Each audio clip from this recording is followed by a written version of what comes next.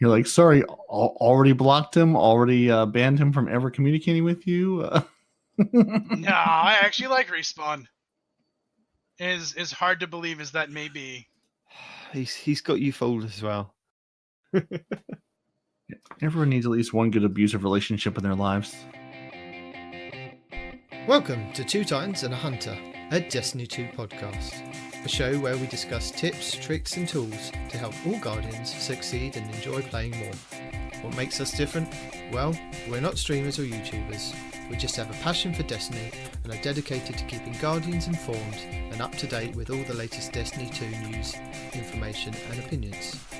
We encourage your questions and feedback, and you can contact us either by email, twotitansandahunter@hotmail.com, or on Twitter at 2titans_hunter. Now, on with the show. Welcome to Two Titans and no Hunter this week, as we set off on our journey into the Black Garden. It's just me and Peroty this week, as our little hunter has got a sick baby at home and he's looking after it, so take care of that one. So yeah, you've just joined me and Peroty this week, so it may be the shortest podcast from the shortest podcast ever. And that's it. And that's been our show this week. Thank you for joining us. Appreciate your time. We will give you this time back to go and actually play Destiny instead of, talking about Destiny. This will be a real quick little rundown. So there was a 12 this week. It happened. It had some videos. It had some apologies about, the game being in a crazy state, because when you fix everything, as Nitedemon and I were talking about pre-show, it's like a leaky ship. You run around and you try to stick your finger in a hole, then another hole pops open. You run around trying to plug that hole.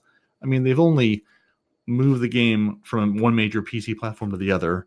They've only, re-architected the game so it can run on a brand new platform that's coming in November on Google Stadia.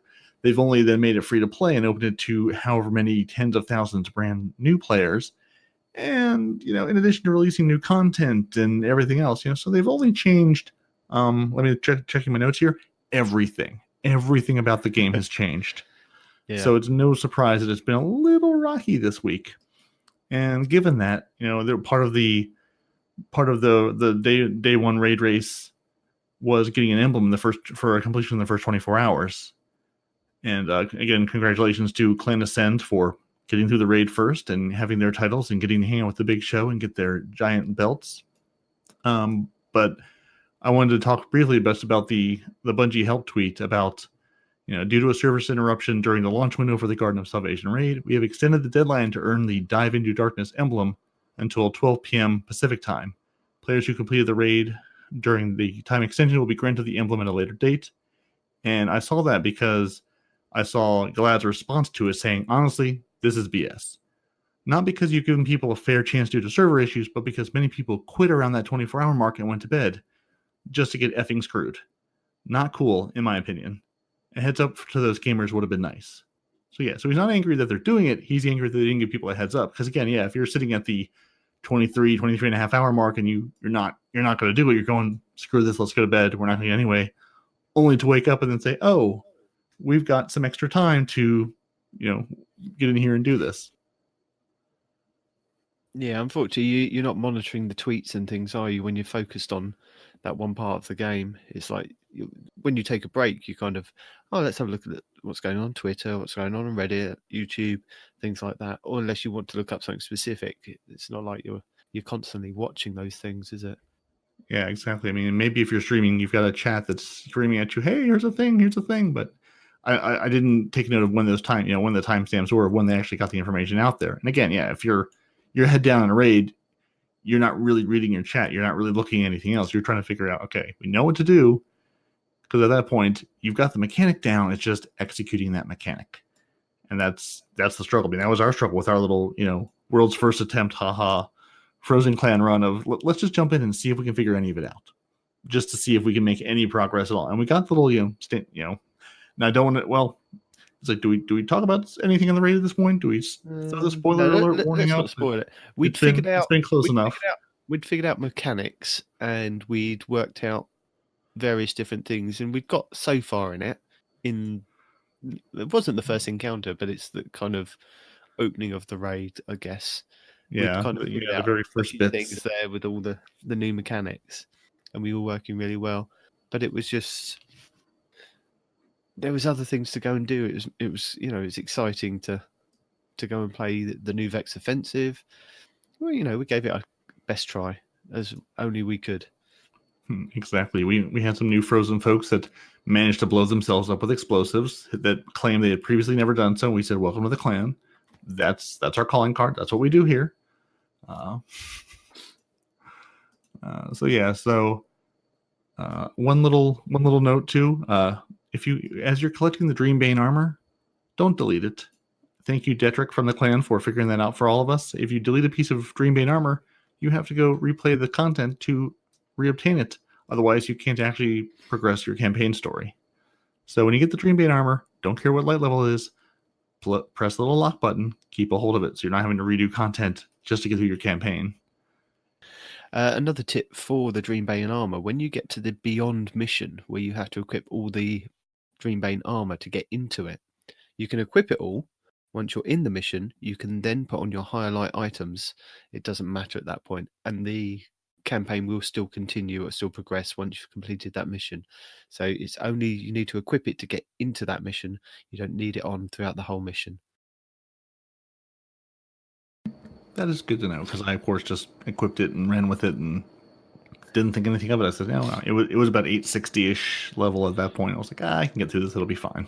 Yeah, I think that's the problem. It drops at, if you are higher light, it drops at 860, and you don't think anything of it. But I thought, oh, I'll give it a chance. I'll just swap a few bits out and see what happens, and it worked. I thought, oh, sorry, I'm just going to run through the whole mission with all my highest armor, and then see where we went from there. But it managed to progress that part of the quest, so it wasn't not worth it. Yeah, that's great. It's nice to know. You have to wear the right clothes to get you through the door, but once you're through the door, they don't care anymore.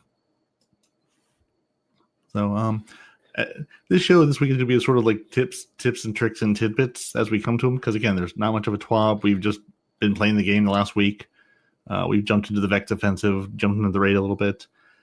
Getting back to the Vex Offensive, we were sort of, as much of as a push Bungie said, like with the last raid, just say, make sure you complete the campaign first. This is what you're going to have to do to get into the raid and do your raid race, which I understand they want to put that out there.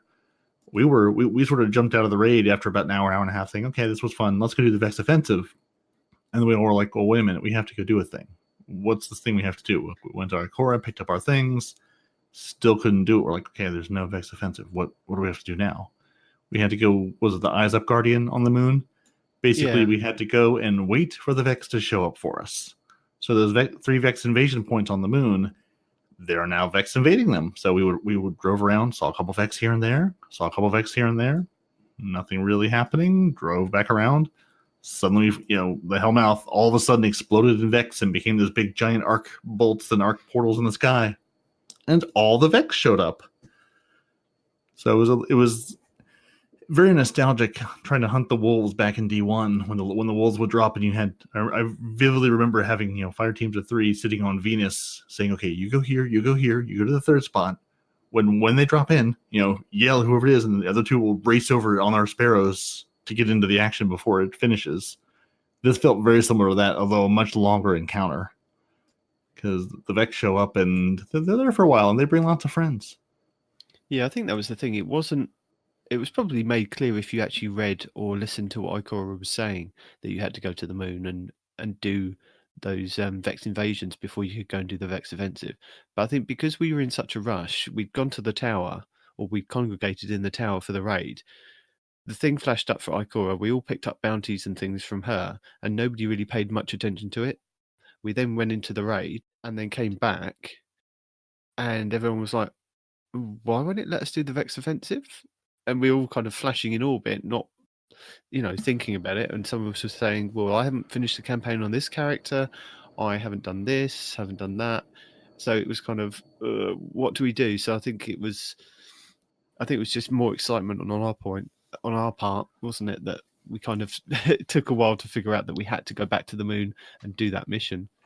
Yeah, definitely. Just doing Vex invasions. Yeah. Once we left the raid, it was like, okay, I think it was Respawn was our leader at that point. I was like, Respawn is like, go to the Vex offensive, click on it. Let's see who's flashing, and then we'll figure out who needs to do what.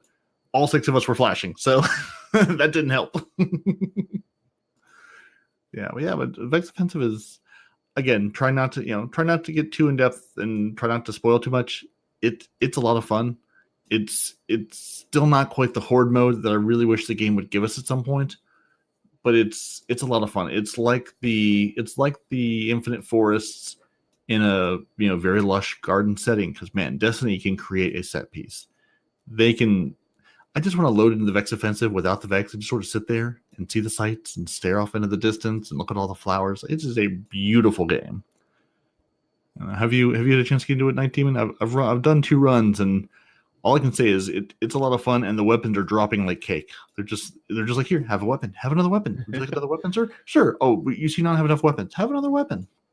I don't know if they're any good yet, but I have lots of them. No, I haven't actually managed to get into the Vex offensive yet. We did all the stuff on the moon, and then I had to dive off. But I think that was just due to the amount of Destiny that I played this week. I was gearing up for the raid, and I was trying to get all 3 characters to the level that the contest was, so that if we needed me to swap out to a hunter, a warlock, or the Titan, I had those at my disposal. So I'd been working really hard on getting all of those up. So by the time it came to doing the raid, I was all geared up, ready for it. But then we couldn't kind of progress any further. So I was just like, no, that's it. I think I'll just have a bit of a break and a rest. But yeah, I mean, I enjoyed that part of it for this week. Getting my characters up to the level that I could. 920, 930. And that's what I enjoy about it, is the thrill of, I can do this, and progress this really fast. Work on the XP, work on swapping over weapons to boost that character up. I really do enjoy that, and it was just good fun this week. And no, not the Vex offensive just yet. It is something that I will be getting into, hopefully in the next couple of days before reset. So it is good to know you were able to make it past Omnigul, because when we went down to fight Omnigul in that mission, I'm going, he might get stuck here trying to farm for the Grasp of Malix over and over again and never make it through the rest of the campaign. And I was worried about you there for a minute. I had to send someone down to check on you. Didn't give me one. It's lucky I've still got like 16 from D1 in my vault. I'm quite happy with that. Just take those in your tiny box of raisins, and then it'll become a year 7 Destiny 4, exclusive release just for you. For having my all celery that in stick. there. I've still got a celery stick from, I think that was Eris, wasn't it? In Destiny 1. Gave you a celery stick. Yeah, I think so. Maybe she wants it back. Maybe you can find a way to give it to her and say, you lost this. Yeah. It might be a little moldy now, but it's still probably good, right? If those last in space, there's no air. We're good. Yeah, my fireteam medallions fizzled out. They went, to rubbish, and the sweets that we collected for the Halloween event last year all got rubbished. But that celery stick is still fresh in my vault in Destiny 1.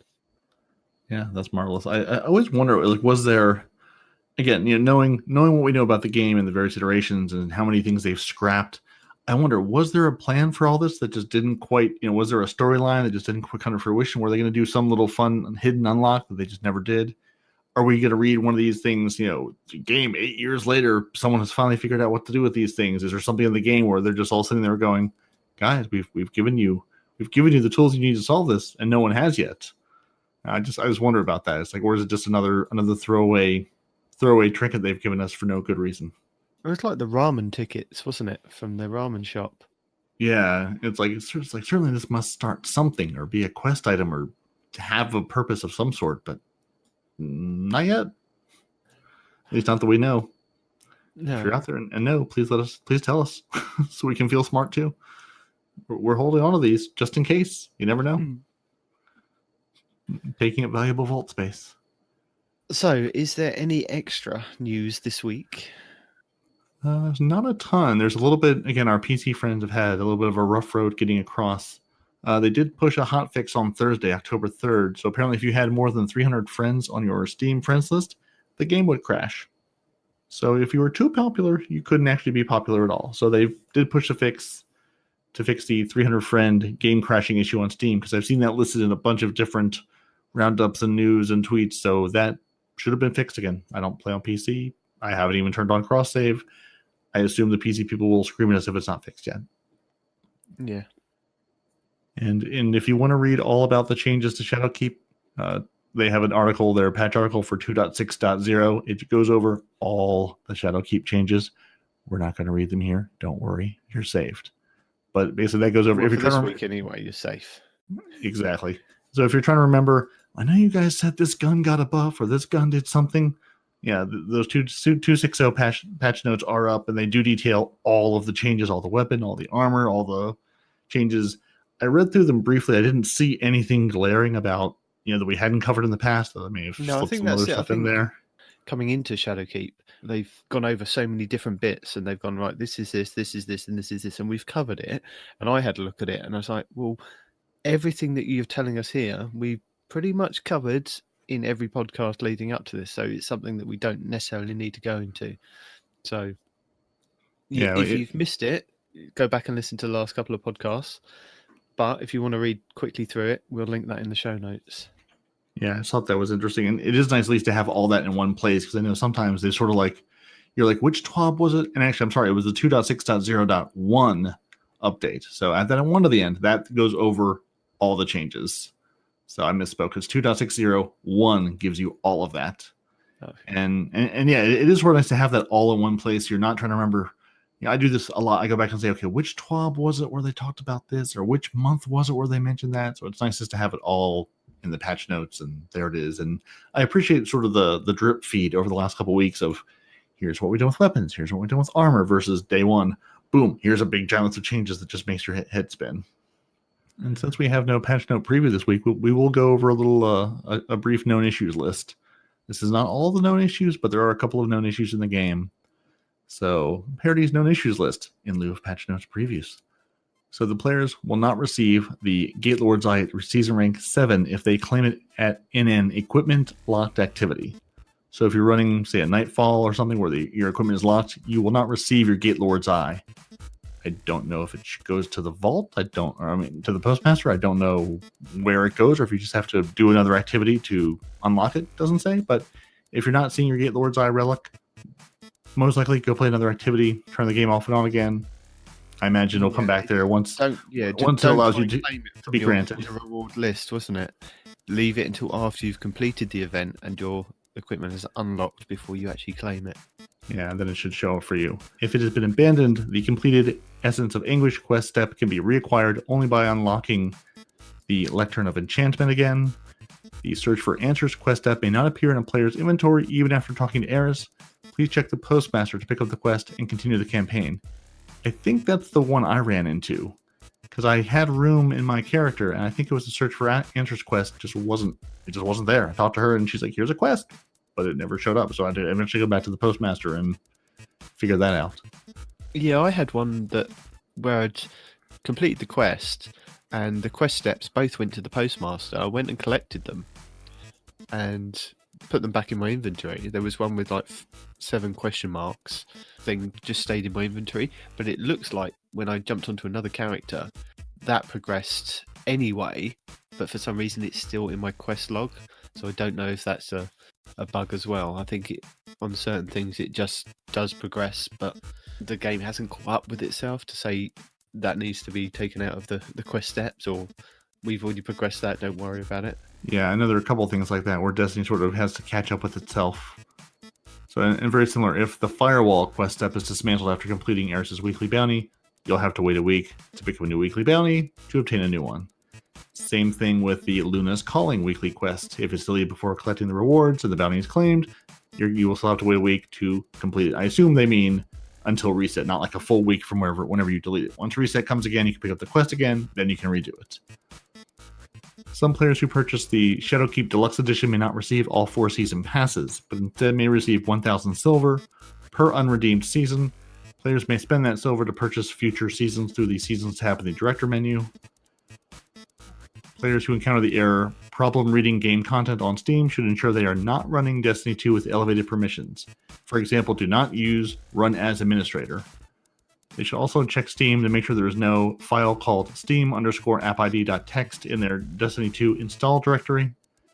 players with 300 or more friends, again, they fixed this. The 300 or more friend issue crashing the game, that was fixed in 2.6.0.2, where they pushed on Thursday.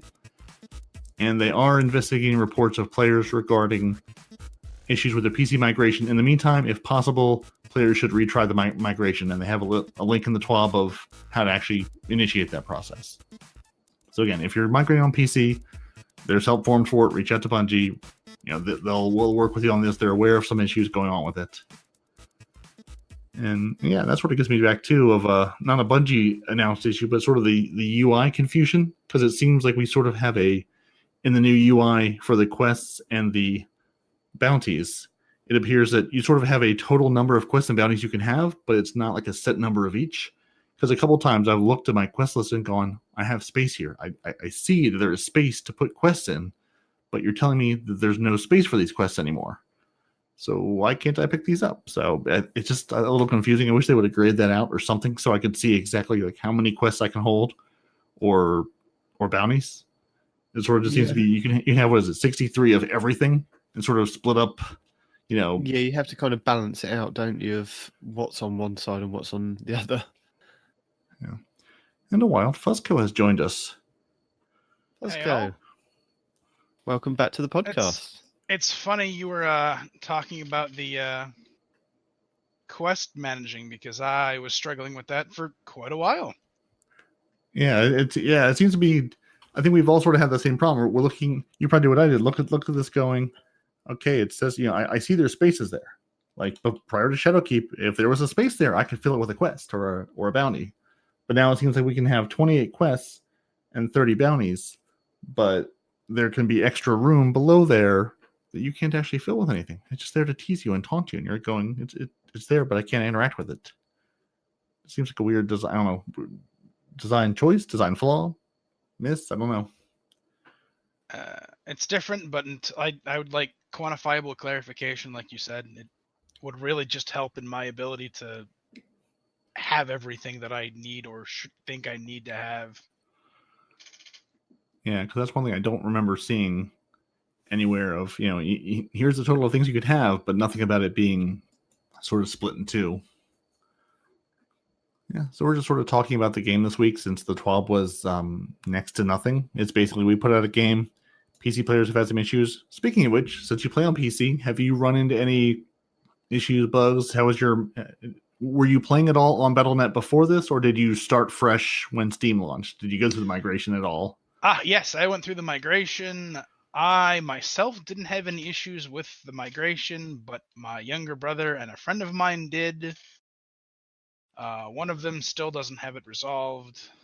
The other luckily had it resolved and has been playing with me. So what issues has he?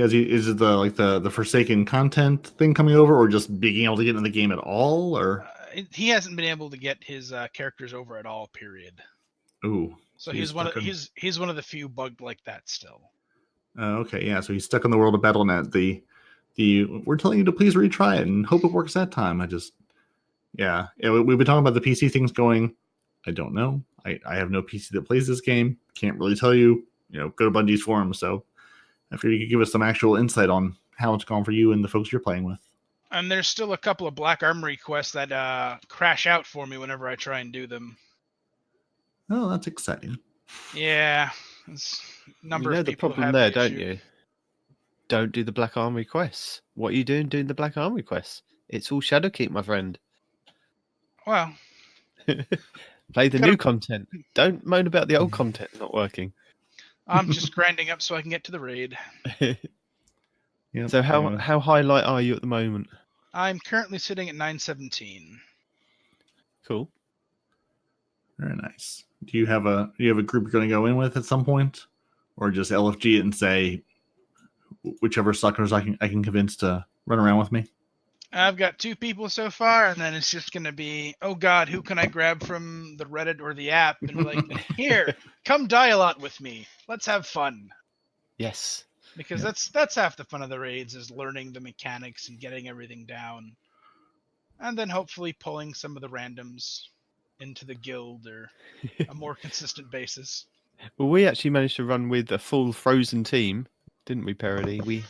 There was you, me, and Respawn, and then we had is it AZ and Yeah, AZ, Balanced Relic, and ODST Mayhem came with us. So we had a bunch of Titans, a Hunter, a War, and 2 Hunters and a Warlock, I think.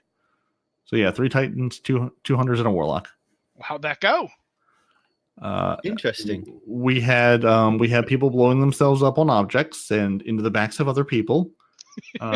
We were trying to, we were trying not to give any like specifics away just for spoilers and whatever. If people still want to go in fresh, we sort of figured out the first mechanic of the first part. I can't call it the first encounter, but sort of the first area where you come into. We figured out enough to sort of progress a little bit and get to where we felt like we made a little bit of progress. But then I think the time and effort wasn't going to be there. So we said, the Vex Offensive is available. Let's go play that instead.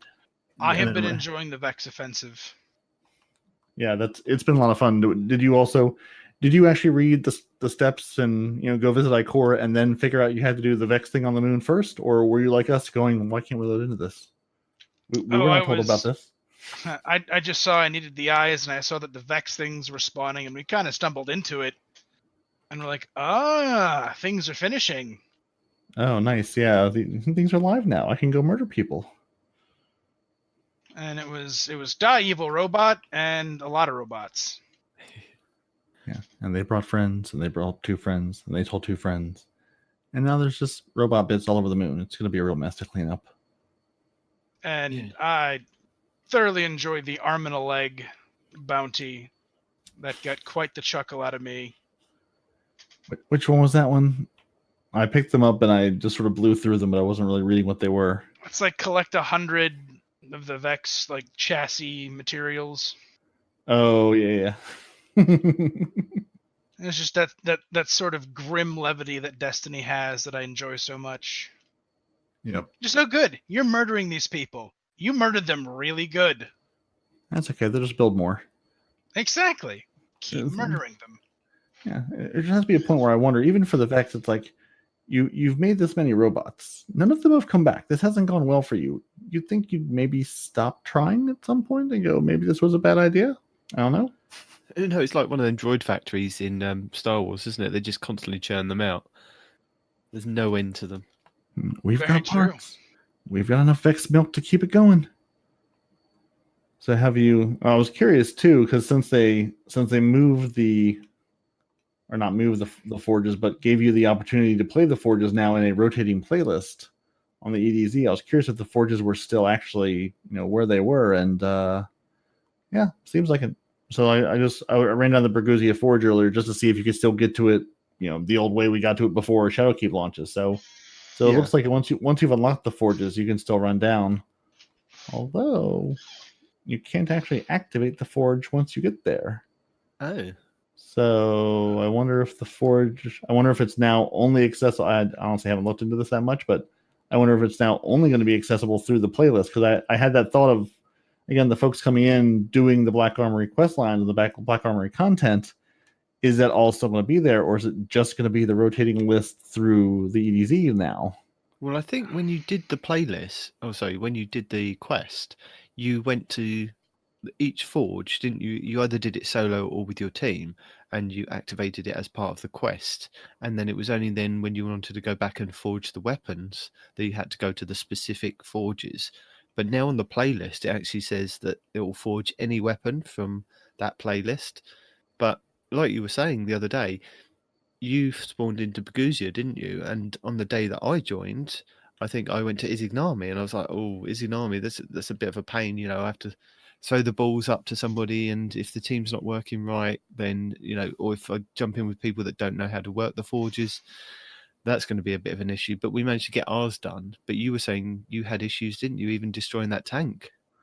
Yeah, I jumped in on day one thinking, because I had I had some Black Armory quests I turned in when Shadowkeep dropped, so I had one of the whatever aid it gives you to let you forge a weapon. So I was like, all right, let me go jump into Burguzia, because that's what was on the apparently rotating playlist for the day. And I ran, I think, 6 or 7 runs. Again, I was at 860, 880. I don't know. I was up there somewhere, and just we couldn't. I mean, it might have been lower than that. I don't remember what level that was at that point. But yeah, me and the two blueberries each time we got through the first 2 rounds, no problem, but could not beat the tank, could not bring that tank down. The snipers were just murdering us from afar, and we'd clear the ad, but then just would run out of time. We got really close one time, but just couldn't quite do it. So I think it's still a 750 activity, but it didn't feel like a 750 because obviously we all went in at least at 750.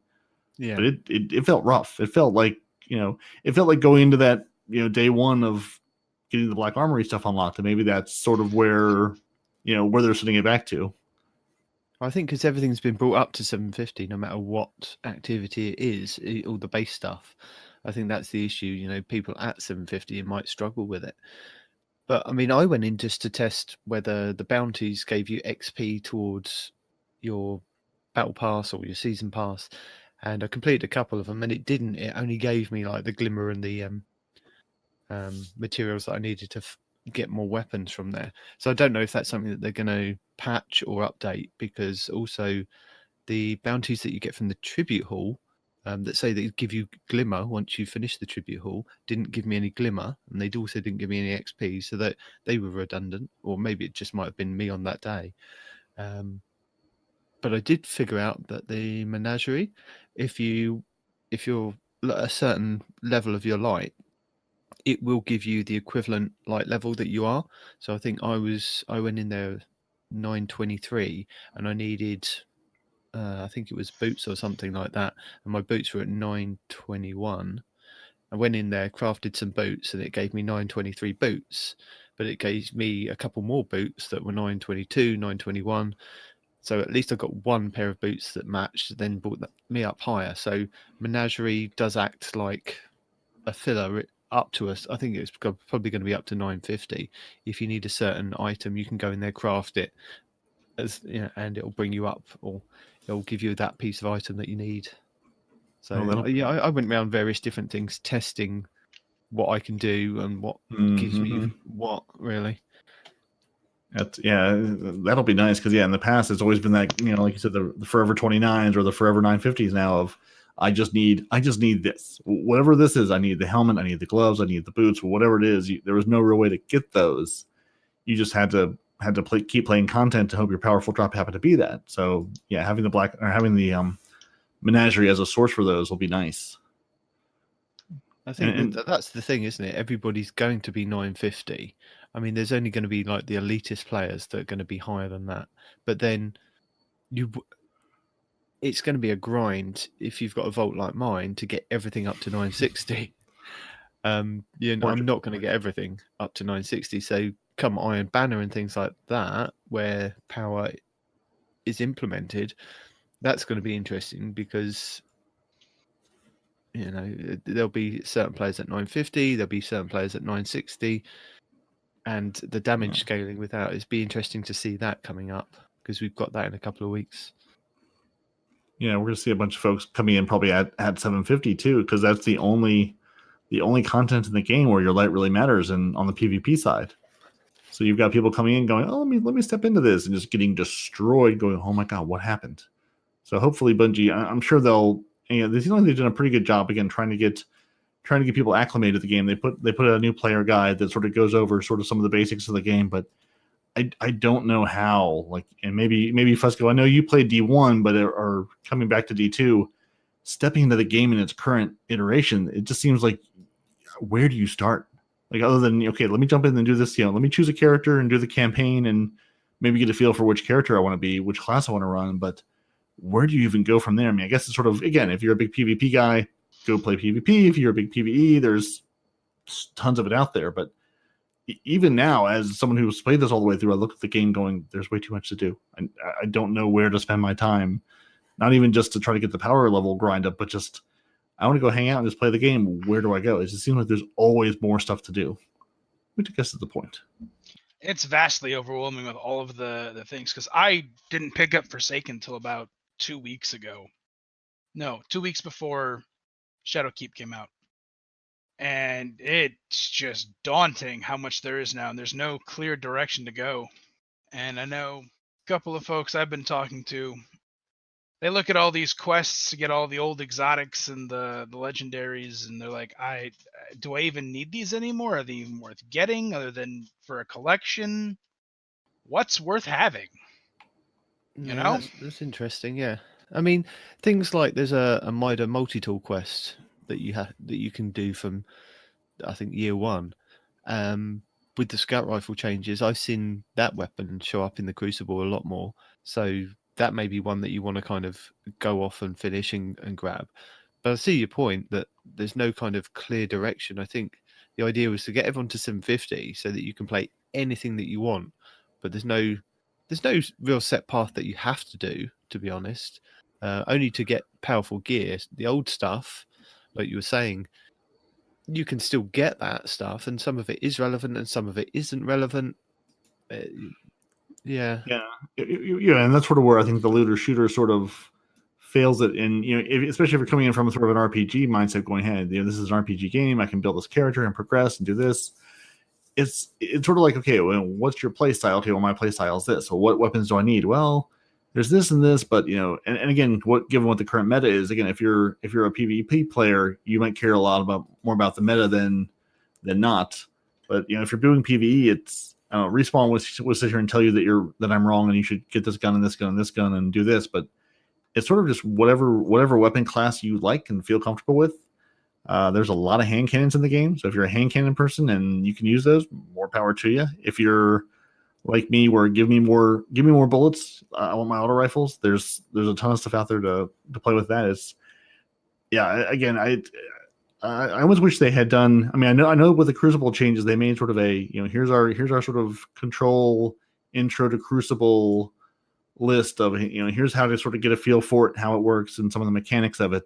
I wish they had done a little bit more, maybe like with the strikes and with Gambit, just sort of even just since you can't really do like a low level thing anymore, but just say maybe have some sort of differentiator. Maybe your first if you played less than 50 games or less than 20 strikes or something, you can go into sort of this beginner playlist like Halo used to have. Like you could go into the PvP up to level 5 or whatever it was.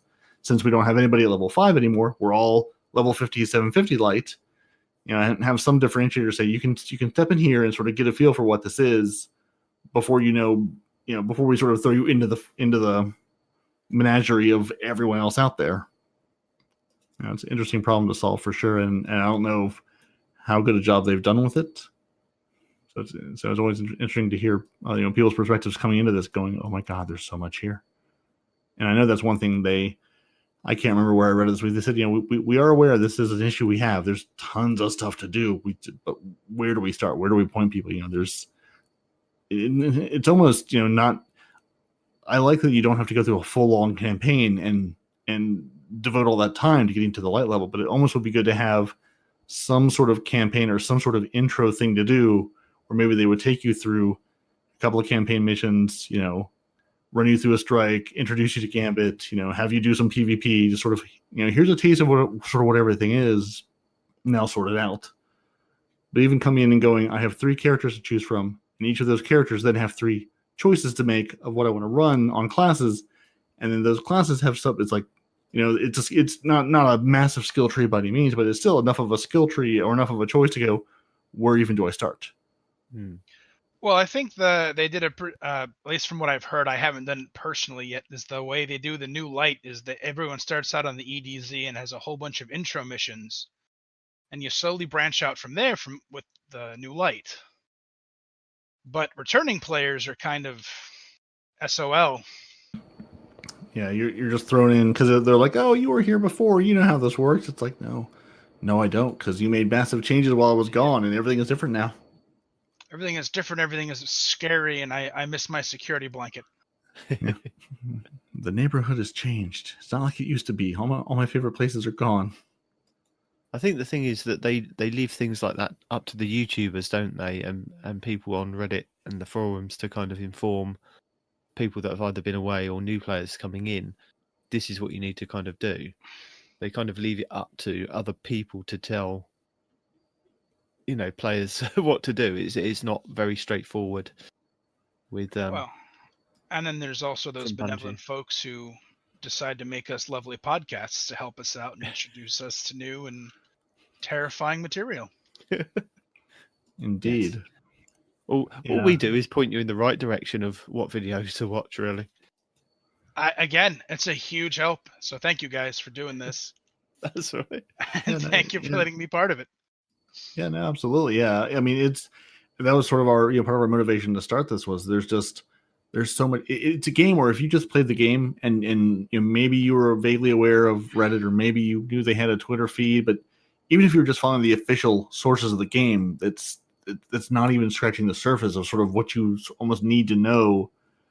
Even just like D1 was a lot better about, sort of the big sandbox changes and the big meta changes. You step into Crucible or step into the game week to week going, oh my God, what is this? Oh my God, what is this here? This gun that I had is now garbage. What's happened? Or, this gun that was garbage, now everyone's using. What did I miss? I think that is the problem, isn't it? I mean, it's a good thing that the game constantly changes, but if you take your eyes off the game for 2 seconds, you are behind. That's the problem that we have, is watching all the different changes that happen daily, and you think, oh wow, make sure that we tell people in the clan this, make sure that we tell people on the podcast this. It's like, whoa. I mean, when you're in the game and you're playing it, like for the last week or so, I took my eye off of YouTube and the Reddits and the forums and things, played the game, but then there were things like, what do I need to do here? And I had to then go back and look on YouTube. And as soon as I looked on YouTube, there was a ton of things that I'd kind of completely missed. I was like, oh wow, there's a lot of stuff that we need to cover. None of which they were covering this week, so deal with it. It was funny too, just seeing all the tweets from the guys behind Ishtar Commander and the team behind Dim and things going, it'll be up and running when the API is. You'll be able to move weapons around. We're all playing the game, so don't expect any big changes, for a couple of weeks now. Yeah. And even now, some of the APIs are still down, and they're bringing things back up slowly. So some things just aren't working right now. And I can't imagine being an app developer doing this in my spare time, and then a big major change comes, and you're going, oh man, what do I even need to? I mean, I barely understand how that stuff works under the hood. Even just all the new artwork you have to get access to in the game, and just making all this new stuff just work at all for people, making sure when I open Dim and I can grab a weapon from my vault that it actually shows up again. And we'd just like to cover a topic that Respawn wanted to cover in his Respawn Rants. Now, the Jotun, the sealed Ahamkara Grasps, and the Peregrine Greaves were disabled for the Garden of Salvation raid, but you can now re-equip them. And Respawn did want to have a little rant about something. It was probably about a Titan. Yeah, don't know what else to say.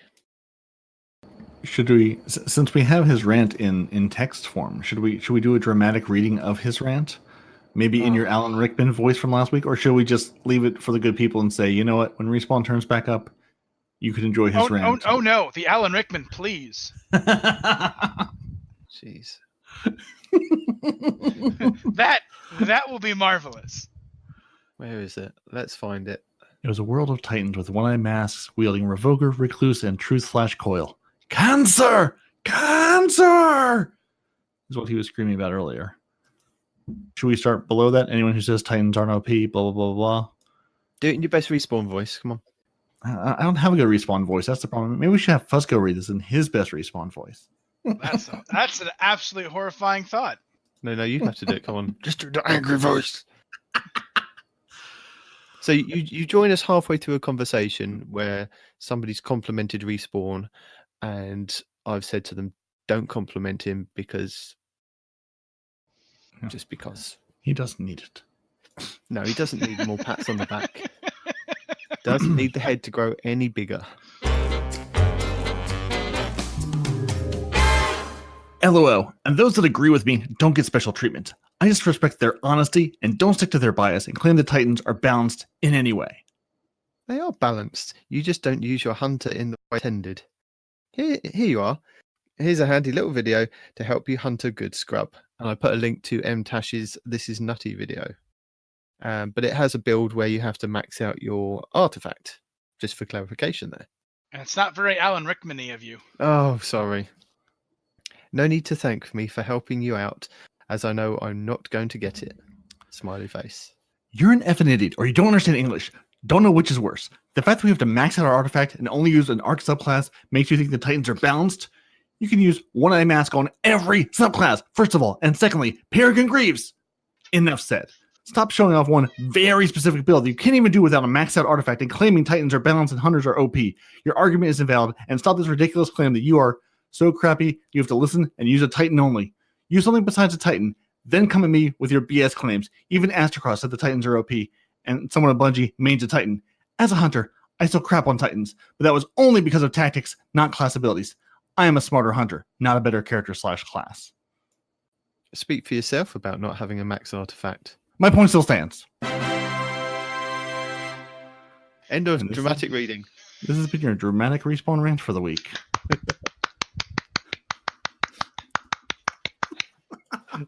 Thank you. Thank you. Pre-edited for your convenience. Yes. Delightful, gentlemen. You have made my Monday. Right.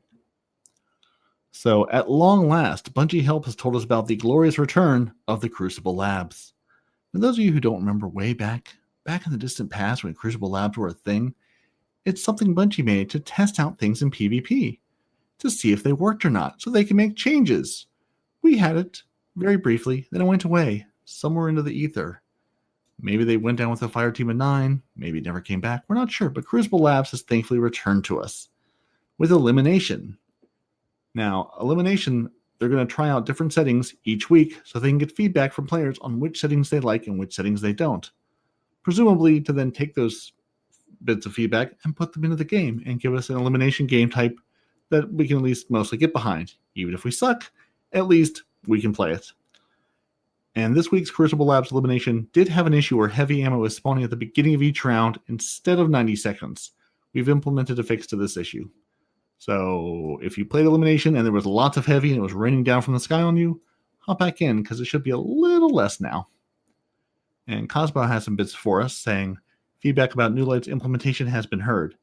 He says, quote, it's definitely something we knew was going to be an issue about the amount of content can be pretty overwhelming. We created some quest lines to introduce different content. As the players become more comfortable, I'll pass along feedback that we could continue to improve the system. In the meantime, we did write up a new player guide, and you can send to your friends to help them out. Thanks! And we'll put a link to the new player guide in the show notes. He also says, we'll let the team know that some players' masterworked play of the game has had its masterwork changed and reset to 0. So if that's what you're seeing, you're not crazy. It's happening. He will forward the feedback if the players want Banshee to offer unlimited bounties, like the other tower vendors. He currently does not. Feedback about the upgrade modules is welcomed. Upgrade modules are not limited by week. You will have 2 you can get from the Gunsmith weeklies, and you can get more from the Season Pass, as well as purchase them from Gunsmith for different materials. They will also cost a little less than Infusing previously did. I think the problem with the Banshee offering unlimited bounties would be the unlimited amount of enhancement cores that you could possibly get. They'd have to change the amount of bounties once you've done the 5 per day. Maybe after that it's gunsmith materials and other things that you get rather than enhancement cores, because you could just imagine that just being a constant farm, going back and grabbing the same bounties over and over again. Yeah, and the players having all the enhancement cores they would ever want, and this is where Respawn would say, but that's what the players want. They should give the players what they want. So that is exactly what the players want, and they need to give us what they want. Yeah, exactly, and I that's one thing I agree with him and agree with you on. It's we need you give us all this powerful stuff. Let us make it powerful without having to piecemeal go. Okay, maybe I'll upgrade this gun this week. I remember a couple weeks back we said exactly how many materials you needed to upgrade, even like masterwork each piece of armor or each weapon, and it was just an absurd number of materials to do so. It's like, if you want us to do this, let us do it. Don't sort of drip feed it out to us so we go, okay, here's the one gun I want to have. I think it was AZ, wasn't it? Shout out to AZ, who listens to the podcast. He pointed out that you need 100 enhancement cores to get an Ascendant Shard. Because with the buying tactics, if you bought everything from Banshee, I think was it 10 enhancement cores to get one of those enhancement shards to then 10 enhancement shards to get an enhancement, an ascendant core. So yeah, 100 enhancement cores to get one shard is pretty nutty. So yeah, Yeah. you need more. You do need more in the game if that's the way that players are going to want to do the masterworking of their armor, at least. Yeah, and again, and this has been an ongoing issue since they put them into the game. It's, you know, there were those brief moments like when the pinnacle weapons were being handed out infinitely for that brief time that I was able to capitalize on. So I have about 300 of them in my vault still because I hoarded them and did not spend a single one like a Scrooge McDuck. Yeah, So I don't blame you. I'm sitting on a couple of them going, I'm going to need these at some point. I don't know what the game's going to do, but I am in a very rare position that was able to take advantage of that glitch when it happened. But yeah, the economy is broken. They need to do something to fix it. Very smart move on your part. And props to Nitedemon yelling at me going, get on the game right now. And again, it was, I happened to have a pinnacle weapon sitting there. I was able to go pick it up and pick it up and pick it up and pick it up and pick it up. Somebody had to get on because I couldn't get on. I just needed somebody to reap the benefits of that point. Someone had to enjoy it. Hey, my hunter still has a chaperone sitting over there with Amanda Holiday that one day he will pick up. I don't know what day it's going to be, but one day it's going to happen. I've largely forgotten it existed, and I was waiting for it to be 750, and now I'm going, but I've got the chaperone. What do I need another one for? But So it does scale with your forever. light. So whatever level you are with your light, it will drop at that. So if that's the item that you need to then push you over, it's worth picking up. Yep. So yeah, it'll sit there and eventually be the most powerful chaperone I'll ever see.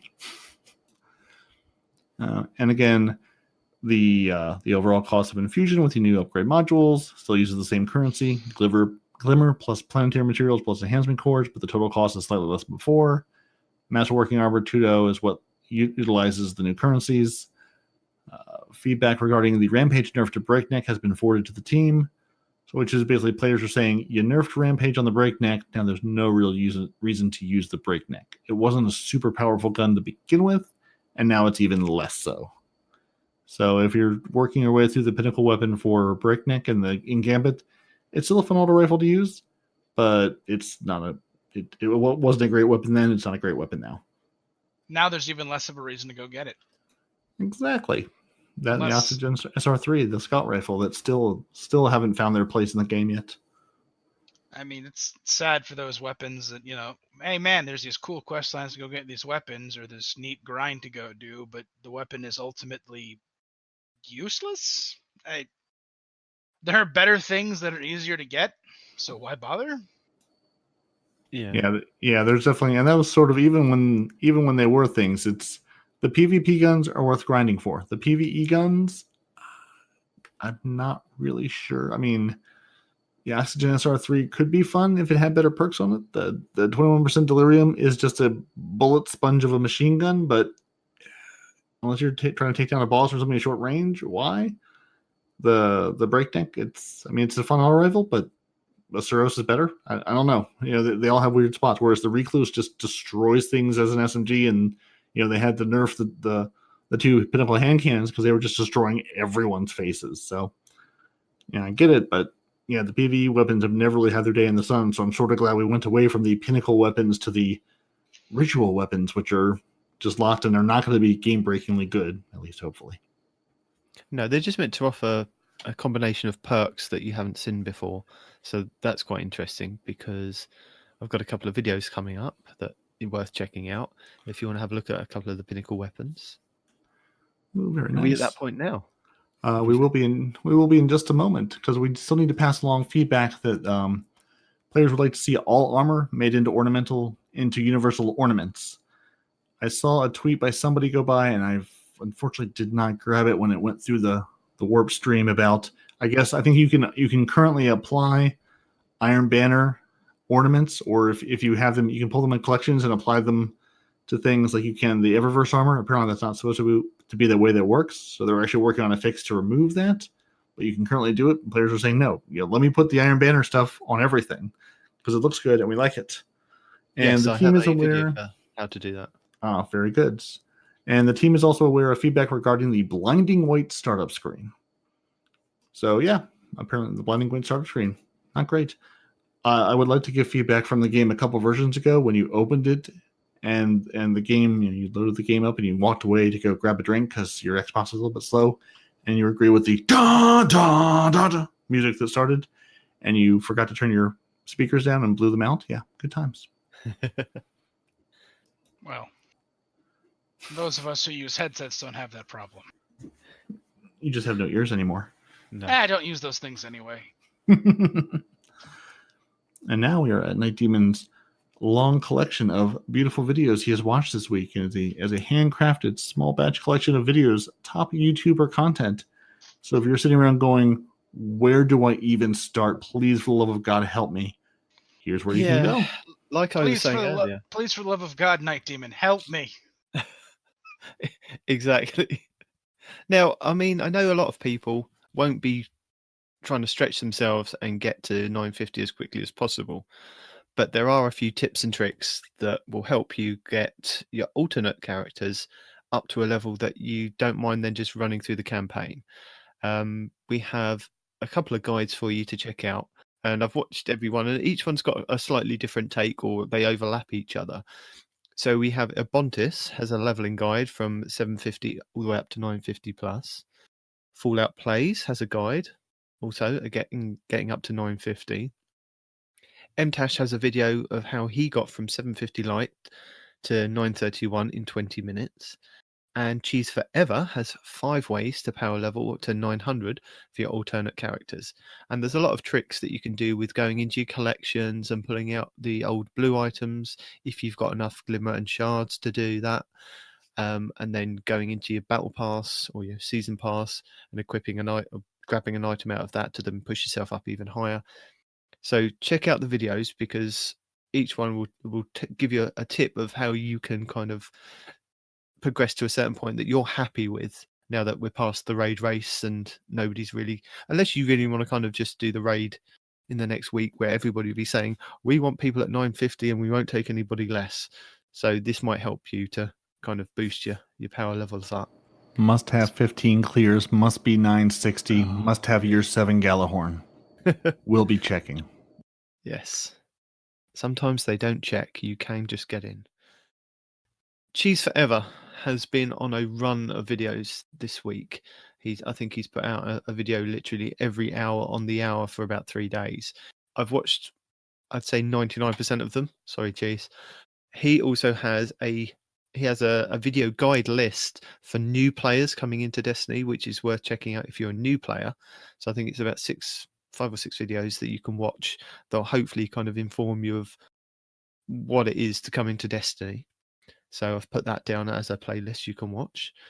He has a video on how to get easy clan XP. So if you're in a clan and you just want to kind of you don't want to kind of have to worry about maxing out your XP on each character, you can still do the AFK forge farming. And he shows you how to do that if you're unsure about that.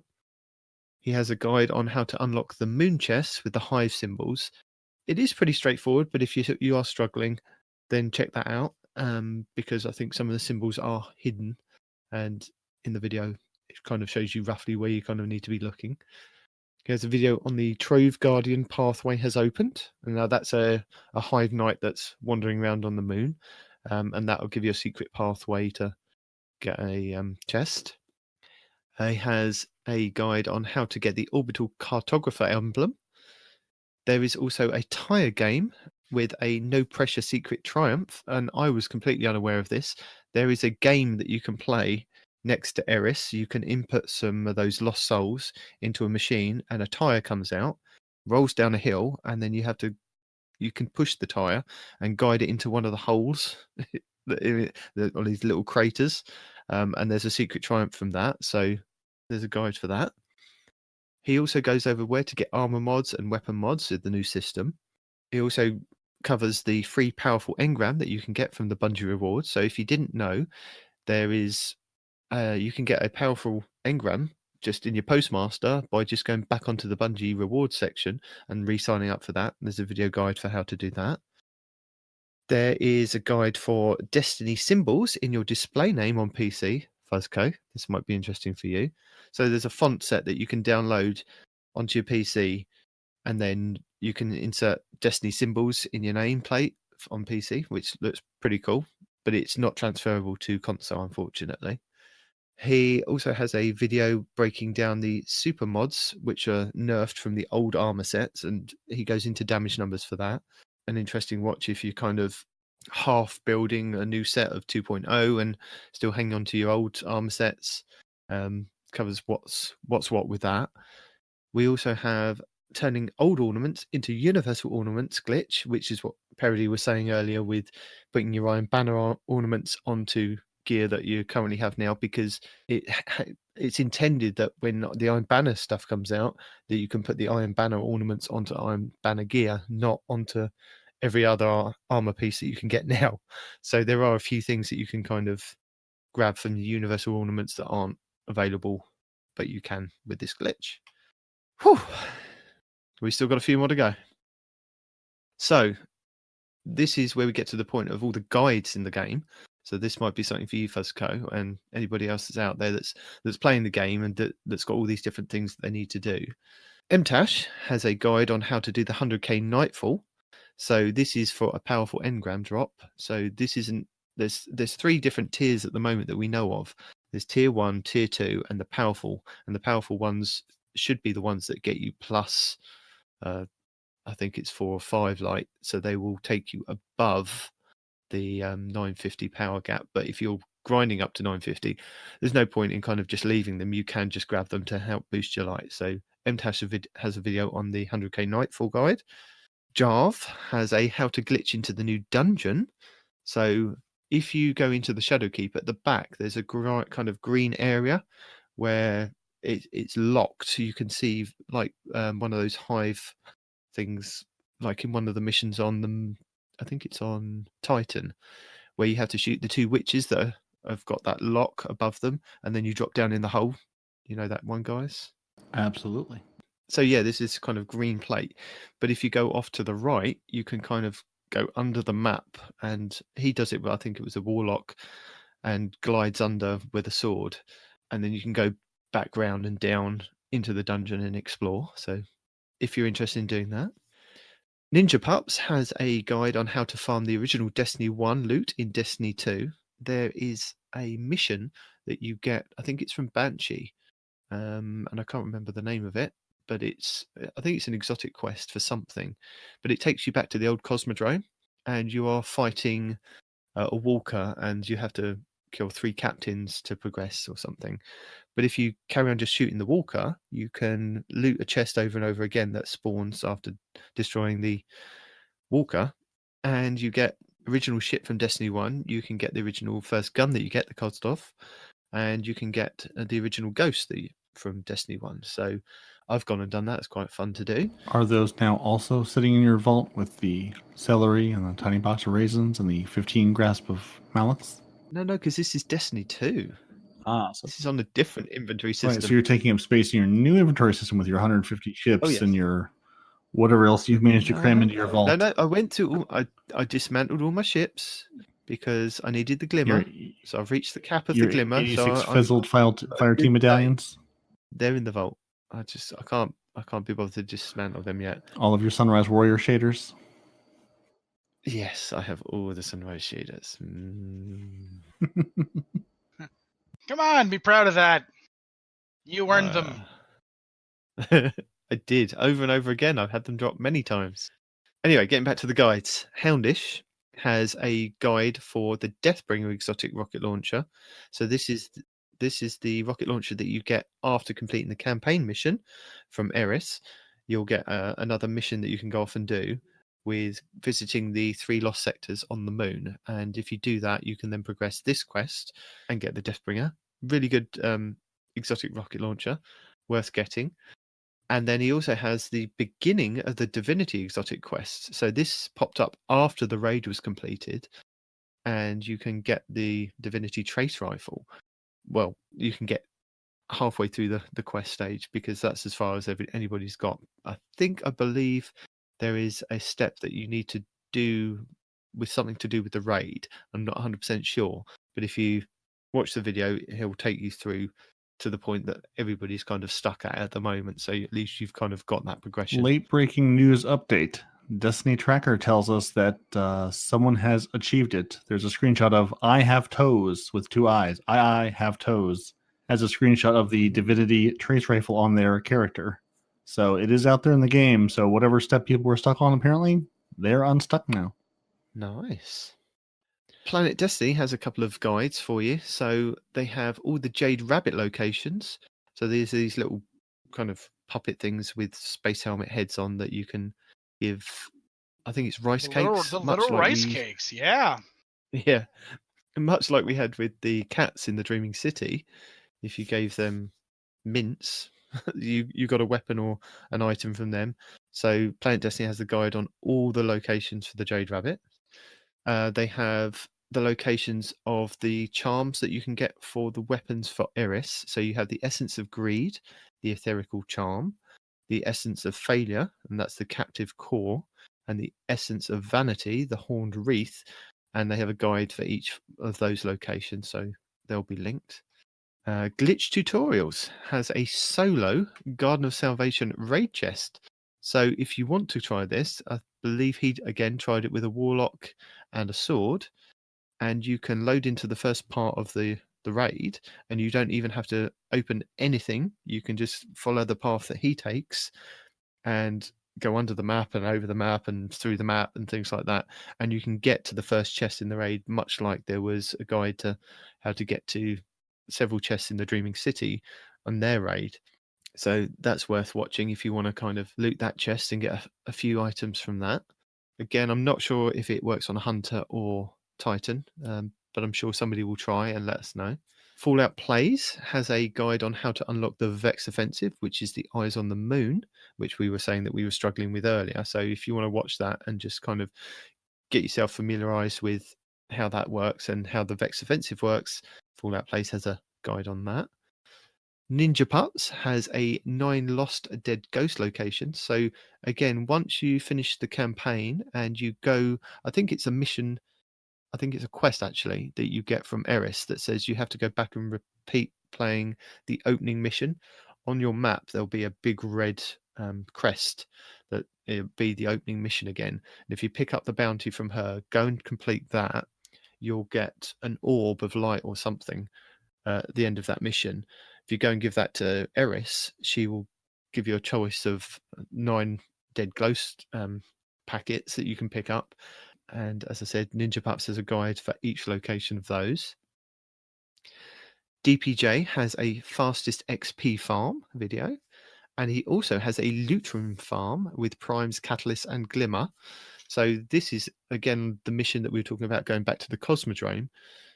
You can just keep destroying the yellow bars and the walker over and over again, and just keep farming primes, catalysts, and glimmer over and over again.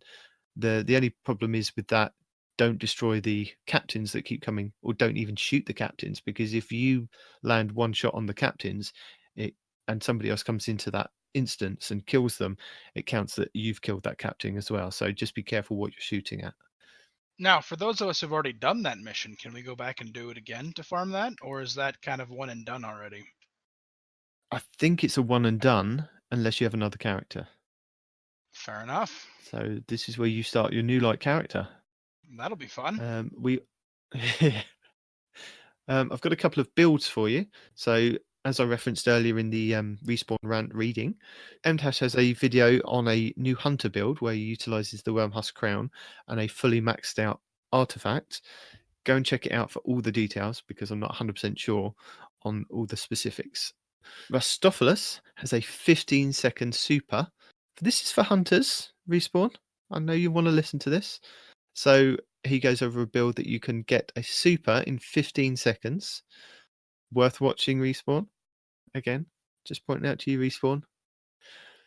Mr. Fruit has a Kostov weapon PvP gameplay. So this is the weapon that you can get from doing that mission on the Cosmodrome. It's a really good fun gun to use, and he just gives you a kind of gameplay in the PvP environment.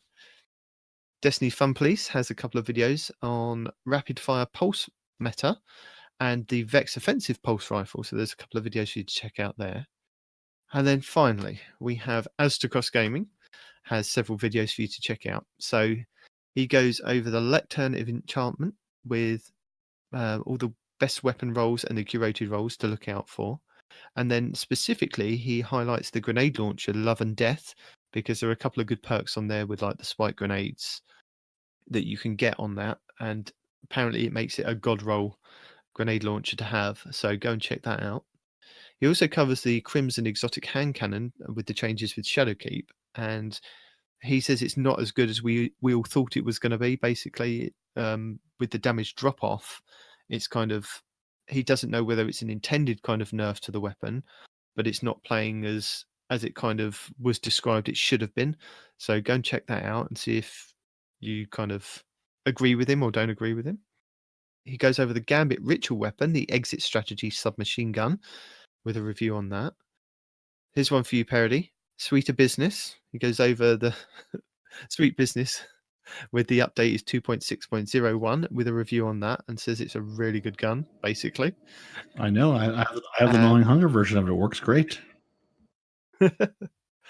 And then the Cerberus Plus One, he's got a review on the Masterwork version of that, because as we covered last week, I believe it was, there are the new catalysts dropping in the game, and Cerberus Plus One is one of the ones that drops.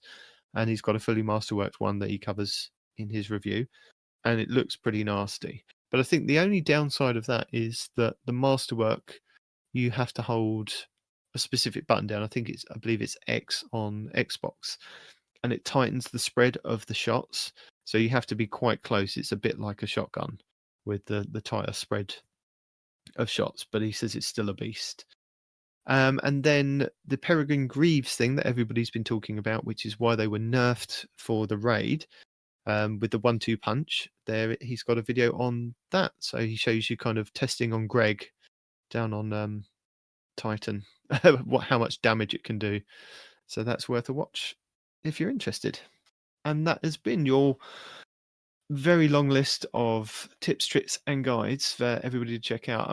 There's a lot more to kind of go over, but I went through and selected the main ones that everybody would kind of be looking for, and anything kind of weapon-wise that you'd be interested in checking out, like with the new pulse rifle builds, the hunter builds, because I did put them in there mainly for Respawn because he was upset about, Titans being OP, but I just wanted to show him a couple of builds that showed you that hunters are still very, very good in PvP and in PvE as well, really.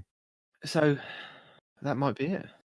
Yeah, so unless either of you have anything to add, I'll close it and we can call it a week. Yeah. You're like, you invited me to be here, don't know why, and we're done.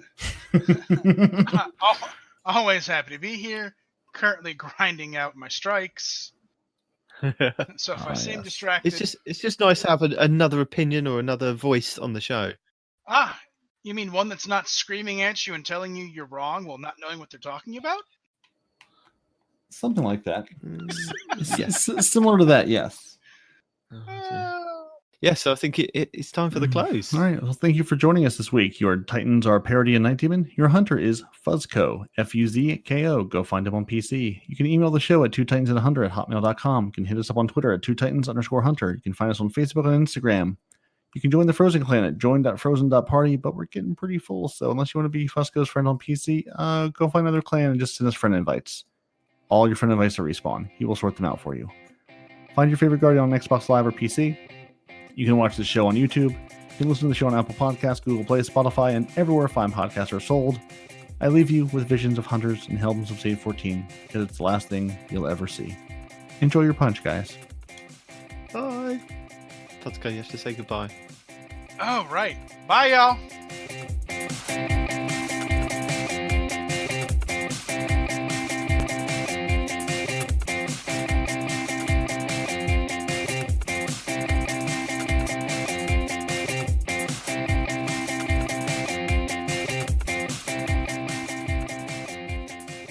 One of these days I'll come up with an actual good closing line, but I haven't found it yet.